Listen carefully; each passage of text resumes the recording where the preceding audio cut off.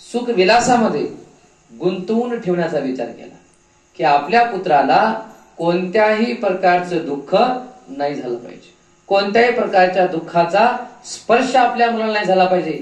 एखादं जरी त्याला छोटस जरी दुःख झालं तर त्या दुःखाचं कारण संन्यास होऊ नये, की तेवढी गोष्ट त्याला खटकली आणि त्यानं घरदार सोडलं असं होऊ नये.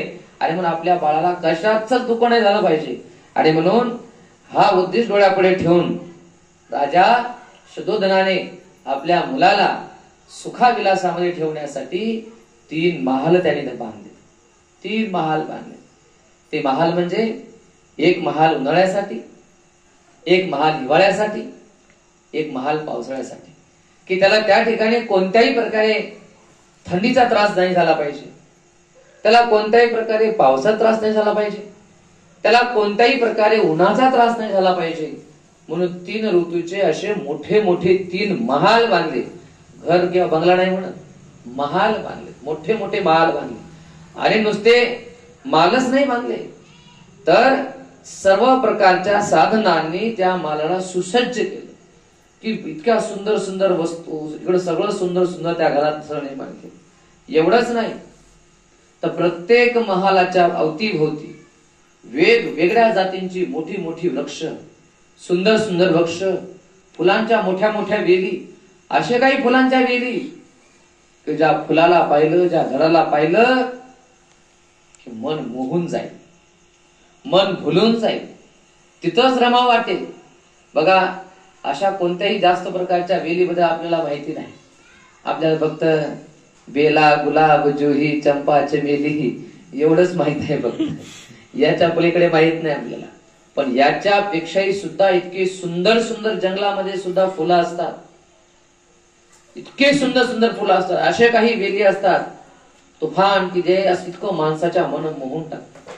तर वेगवेगळ्या प्रकारच्या जातीच्या वेलींनी, फुलांनी सुंदर असं सुसज्ज असं गार्डन प्रत्येक महालाच्या अवतीभोवती त्या ठिकाणी निर्माण करण्यात आलं. की त्या ठिकाणी राजकुमार त्या महालातून बाहेर आला की त्या उद्यानामध्ये तो अशा प्रकारे फिरला पाहिजे. अगरबत्ती नाही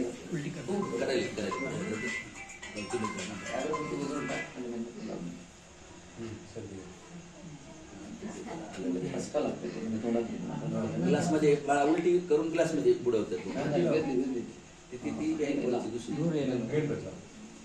तर त्या ठिकाणी सुखामध्ये आणि उल्हासामध्ये त्याने राहावं, त्याला आनंद मिळावा, त्याला सुख विलास मिळावा, अशा प्रकारे 3 गार्डन 3 महालाच्या आजूबाजूला त्या ठिकाणी राजा शुद्धोधनाने निर्माण केलेले आहे. आणि त्यांच्या कुटुंबाचा जो राज पुरोहित होता, उदयन नावाचा राज पुरोहित होता, त्या उदयन यशस्वी सल्ला मसलत राजाने केलेली आहे.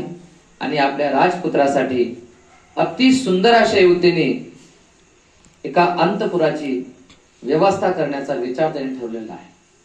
अंतपूर अशा 100-200 मुली सुंदर सुंदर राज्यातल्या, त्यांना पैसे देऊन, त्यांना त्या काळात जे काही असेल त्या सगळ्या भोगविलासाच्या वस्तू देऊन की त्यांनी त्या ठिकाणी त्या राजकुमाराला त्या ठिकाणी भुलून ठेवायचं आहे, त्यांना त्या संसारामध्ये त्यांच्या मोहपाशामध्ये पाडायचं आहे आणि त्याला संसार आपल्या वश मध्ये करायचं आहे. त्याने ग्रहत्याग नाही केला पाहिजे. अशा प्रकारे भुलून ठेवण्यासाठी त्या ठिकाणी त्या अंतपुराची निर्मिती करण्याचं त्यांनी ठरवलं. आणि जे राजा शुद्धोधनाने जो आदेश दिलेला आहे ते आदेश उदयनाने त्या ठिकाणी मान्य केलेला आहे.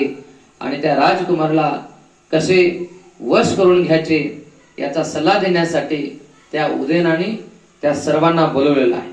सगळ्या मुली, सगळ्या तरुणी, सगळ्यांना बोलवलं आणि त्या सगळ्यांना समोर बोलावून त्या राजपुरोहित उदयनाने त्या संपूर्ण स्त्रियांना त्या ठिकाणी उद्देशून सांगितलेलं आहे. त्यांना तो म्हणाला, तुम्ही या प्रकारच्या सर्व वशीकरण कलामध्ये कुशल आहात, तुमची मदनाची भाषा जाणण्यात चतुर आहात, तुमच्या ठाई सौंदर्य आणि आकर्षकता परिपूर्ण आहे, तुम्ही तुमच्या कसबात वापकगार त्या ठिकाणी आहात. तुमच्या या कला गुणांनी ज्यांच्या ठाई काही वासना शिल्लक राहिली नाही अशा योग्यांची सुद्धा तुम्ही चित्त स्वस्थ करू शकता आणि ज्यांना केवळ स्वर्गीय अप्सराच भुलू शकतात अशा देवांना सुद्धा तुम्ही आपल्या मोहपाशामध्ये गुरफटू शकता. हृदयातील भावना व्यक्त करण्याच्या तुमच्या कौशल्याने, तुमच्या नखरेलपणाने, तुमच्या शरीर सौष्ठवाने आणि अकृत्रिम अशा लावण्याने तुम्ही जर स्त्रियांनाही मोहित करू शकता तर मग पुरुषांना तुम्ही किती सहज अंकित कराल. आपल्या क्षेत्रात अशा प्रकारे कुशल असलेल्या तुम्हाला राजपुत्राला जिंकून त्याला तुमचा बंदी करणे व प्रेमरज्जूने बांधून त्याला तुमचा अंकित करणे एवढे असाध्य त्या ठिकाणी नाही. या बाबतीत तुमच्या हातून घडलेली एखादी भित्रेपणाची कृती लज्जेने डोळे मिटणाऱ्या एखाद्या नवोदयाला शोभेल, पण तुम्हाला ती शोभणार नाही. निसंशय हा वीर पुरुष आपल्या